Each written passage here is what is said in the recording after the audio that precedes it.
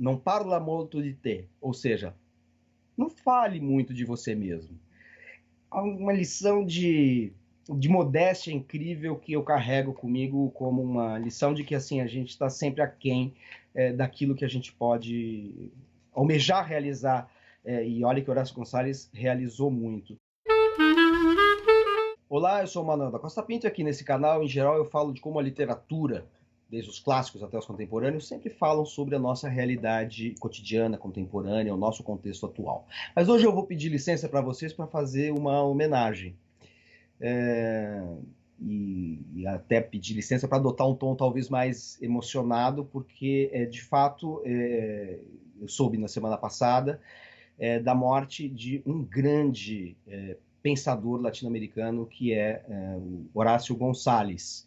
Horácio Gonçalves morreu aos 77 anos, ele tinha, enfim, contraído uma bactéria que, junto com o Covid que ele pegou no hospital, acabou conduzindo fatalmente à sua morte, uma perda inestimável para a cultura latino-americana, em especial para a Argentina. Na Argentina a repercussão é gigantesca, até presidente e ex-presidente da República se pronunciaram, indicando também esse grau de contato que os políticos argentinos têm com o mundo da cultura, diferentemente do que acontece aqui, por exemplo, né, em que há uma diferença brutal, vulgar, né, em relação a tudo que acontece no meio cultural, por parte dos governantes e especificamente do degenerado que nos governa. Mas na Argentina a repercussão foi enorme porque, de fato, o Horácio Gonçalves é uma figura marcante e que teve uma relação muito forte com o Brasil. Final dos anos 70, começo dos anos 80, ele viveu no Brasil exilado durante a ditadura argentina, lecionou na Escola de Sociologia e Política em São Paulo e acabou escrevendo uma série de pequenos livros que eu classifico em geral de pequenos grandes livros, porque são de formato muito pequenininho, mas que são de reflexão muito aguda, muito fundamental nos campos que ele aborda os seus temas.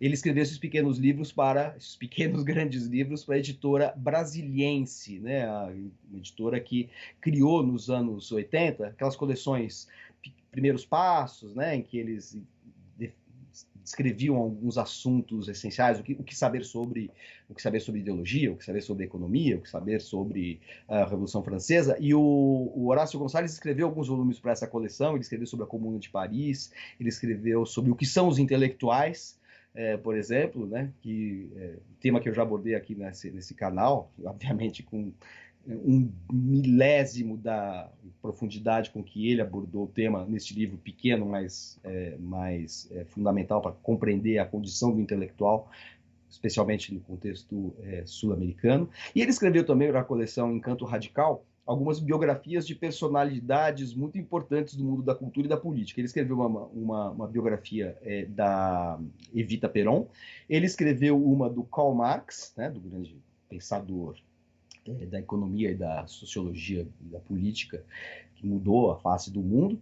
O Horácio Gonçalves era um homem de esquerda, mas um homem muito crítico, não era um homem de partido, não era um homem de militância ideológica, ele era um crítico das ideologias totalitárias, ele era um companheiro de luta dos trabalhadores argentinos e sul-americanos de uma maneira geral, mas sempre preservando a integridade intelectual, um olhar agudo sobre a realidade e sobre as contradições da nossa realidade latino-americana, né? Ele tem livros fundamentais sobre a sociedade argentina. Ele foi diretor da Biblioteca Nacional de Buenos Aires mais recentemente, já agora no século XXI, ele foi diretor da Biblioteca Nacional, aquele cargo que antes foi ocupado pelo Jorge Luis Borges, né, foi ocupado pelo Horácio Gonçalves, o que dá um pouco a dimensão intelectual que ele teve.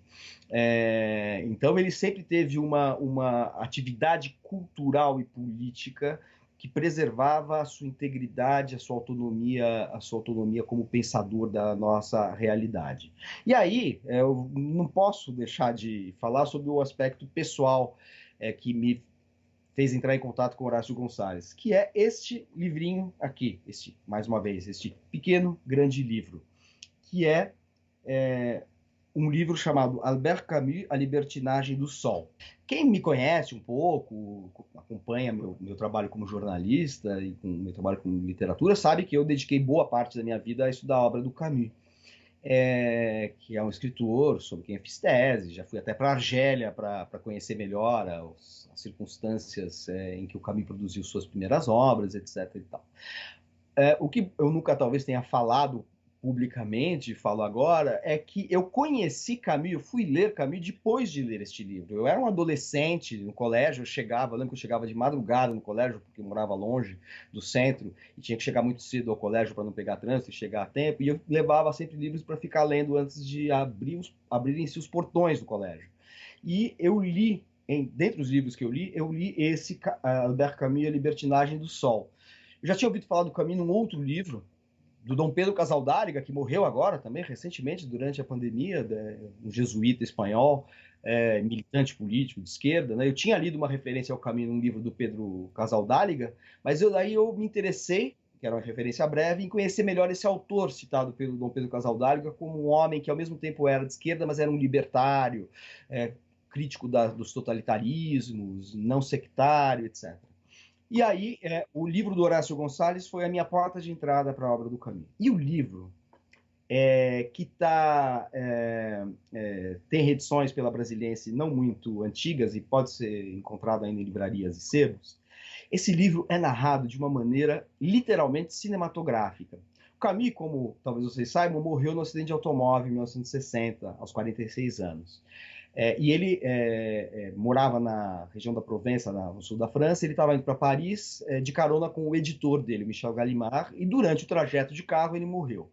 O que o Horácio Gonçalves faz é narrar este trajeto final. Então, a cada página do livro, a gente tem assim, o carro em que eles estavam era um Facel Vega, é um carro que não existe mais.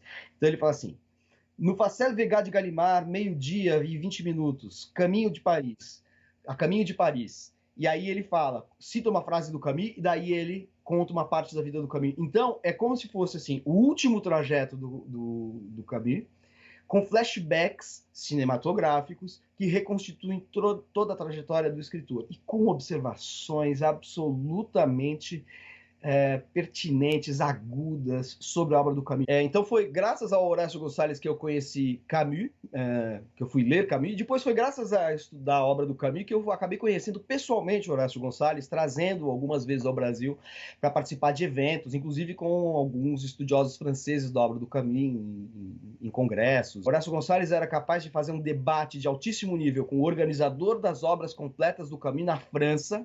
E ele nem falava francês bem, ele lia francês, mas ele falava espanhol mesmo. Aliás, ele não falava Camus, ele falava Camus, Camus, Camus, ele falava a espanhola e falava coisas que deslumbravam os franceses especializados, os scholars franceses especializados no Camus. Mas esse mesmo autor, esse pensador que conseguia falar de literatura genialmente, mantinha uma interlocução, uma empatia com sindicalistas, trabalhadores. Ele tinha uma capacidade de transportar toda a sua envergadura intelectual para diferentes contextos e unificar o mundo. Essas pessoas agregadoras que transformam a realidade, que fazem muita falta. Então, eu estudo Camus há 30 anos. O melhor livro que eu já li sobre Camus permanece sendo esse opúsculo de enorme envergadura intelectual que é Albert Camus, A Libertinagem do Sol. Uma última palavra para dar um retrato